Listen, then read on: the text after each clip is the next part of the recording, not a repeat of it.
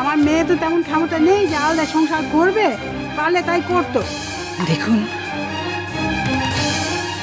কালকের দিনটা যাক আগে। আপনাদের মেয়ে তো মেয়ে নয়, রাহু। অমর্ত্যকে প্রায় খেয়ে শেষ করে ফেলেছে। আপনারা যা কল্পনা করছেন তার সুযোগ পান কিনা দেখুন। ছেলেটা বাঁচুক আগে। একদম অলক্ষণে কথা বলবি না, বুঝেছিস? একদম অলক্ষণে কথা বলবি না। একে আমার বরকে দেখতে দিচ্ছে না, তারপরে অলক্ষণে কথা বলছে। খুন করে ফেলবে আমাকে তো। এই রাঙা দিদি, এই রাঙা দিদি, তুই কাকে ভয় পাচ্ছিস? কেন ভয় পাচ্ছিস? শকুনের অভিশাপে কোনোদিন গরু মরে না। কোনোদিন গরু মরতে দেখেছিস? বৌদি, মেয়েটাকে এখান থেকে নিয়ে চলো। এখানে থাকলেও মানসিক নির্যাতনে মারা পড়বে। পারিমা,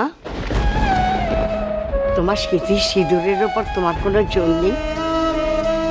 আমি বলছি তুমি দেখো, আমার তো ঠিক ভালো হয়ে যাবে, ঠিক ভালো হয়ে যাবে। হ্যাঁ, ভালো হয়ে যা, ভালো হয়ে যা, ভালো হয়ে যা।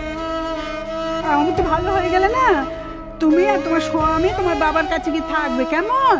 তোমার শ্বশুরবাড়িতে মরতে থাকতে হবে নিকো, মরতে থাকতে হবে নি। চলো দেখি, চল চল চল। কল্পনা শক্তির জবাব নেই আপনাদের। আপনারা কি কি মনে করেন অমর্ত্যর পরিবারের লোকেদের এতটাই মেরুদণ্ডহীন মনে করেন আপনারা? কি ভাবেন তাদের কিচ্ছু করেননি? এক্ষেত্রে আপনি কিছুই করতে পারবেন না। আর যদি দরকার পড়ে না, আপনাকে হাজতে পড়ার ব্যবস্থা করব।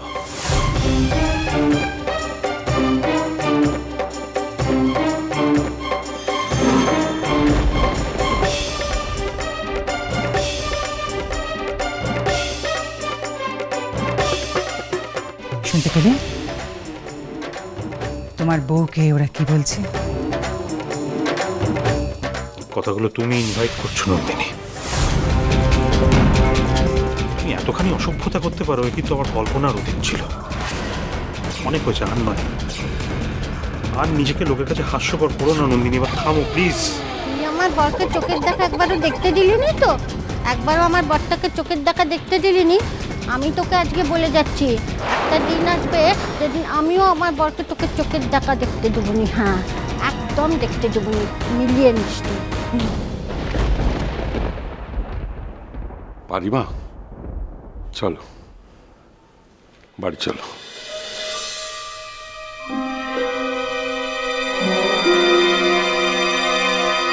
সে সুযোগ এবার আমি তোমাকে দেব না পারি।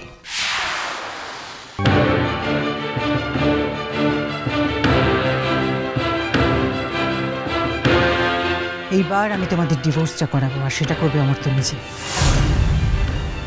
আর তার জন্য যা যা করতে হয় আমি করব।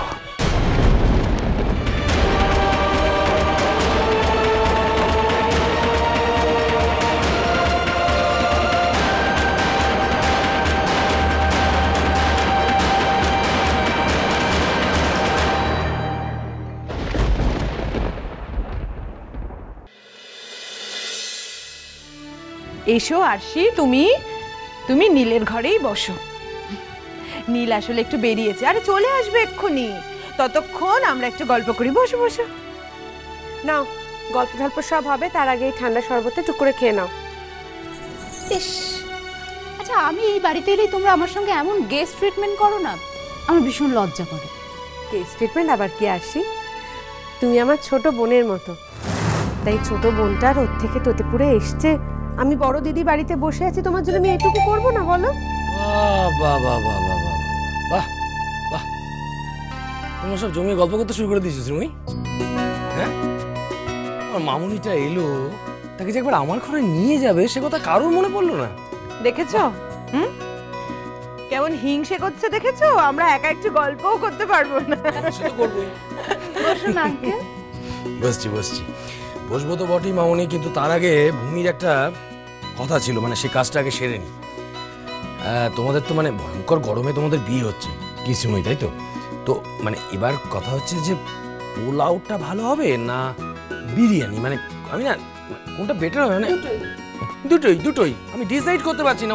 ওর আবদার, ওর নাকি 7টা নয় 5টা নয় একটা মাত্র দেওয়ার, মানে সব স্বাদ মিটিয়ে সব করতে হবে। কি আবদার বলো তো? এই যে আরশি, লজ্জা পাচ্ছ নাকি তুমি? লজ্জা পাওয়ার কি আছে? এখনো কি তুমি আমাদের সবাইকে পর ভাবো?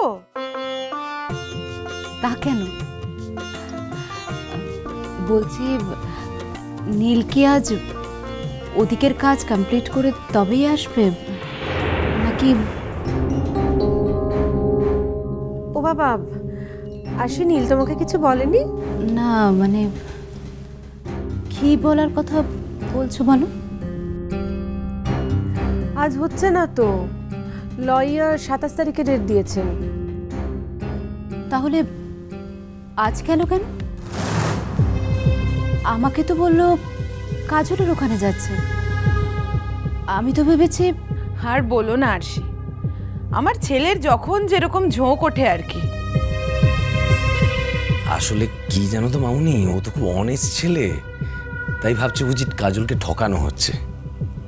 এদিকে ওই মেয়ে যে আমাদের ঠকিয়ে শেষ করে দিয়েছে, আমার ছেলের জীবনটা আর এতগুলো দিন পিছিয়ে দিয়েছে তার বেলায়।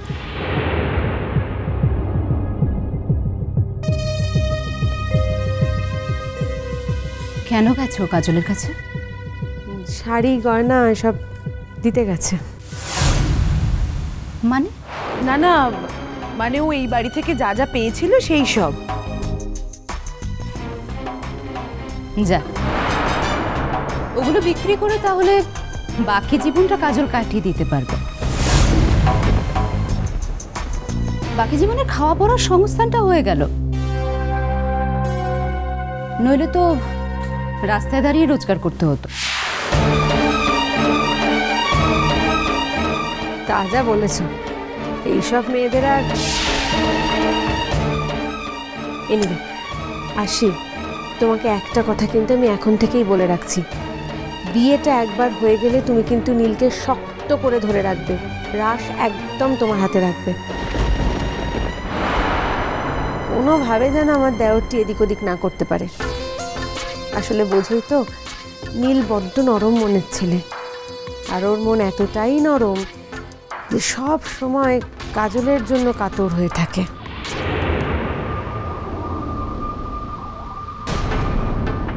না না ভূমি, বিয়েটা একবার হতে দাও না, তারপর ওই ব্যাপারটা থাকবে না। তুমি দেখে নিও কি মামুনি। ভগবান যেন তাই করে। আমার ছেলেটা ওই মেয়েটার বিষ নিঃশ্বাস থেকে যতটা দূরে থাকে ততটাই ভালো। শোনো আন্টি, ওই মেয়েটা কিন্তু মাঝে মাঝেই নীলের কাছে হাত পাতবে, আর নীলও বলে গিয়ে ওকে টাকা পয়সা দেবে, সে দিক। ভিখিরিকে ভিক্ষে দিলে কমে না, বরং বাড়ে।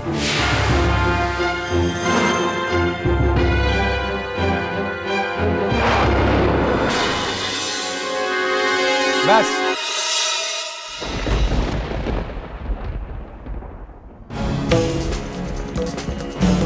আরে বাবা তুই এসে গেছিস? হায় হায় হায়। হ্যাঁ তোমরা খেয়াল করোনি, খুব জরুরি কথা বলছিলে তো তোমরা। আর আরশি, এতক্ষণ ধরে তুমি যে কথাগুলো বলছিলে, যে কমেন্টসগুলো করছিলে, আমি আশা করব ভবিষ্যতে এই কথাগুলো বা কমেন্টসগুলো কোনোটাই রিপিট হবে না। And this is my last warning to you. এটা লাস্ট ওয়ার্নিং।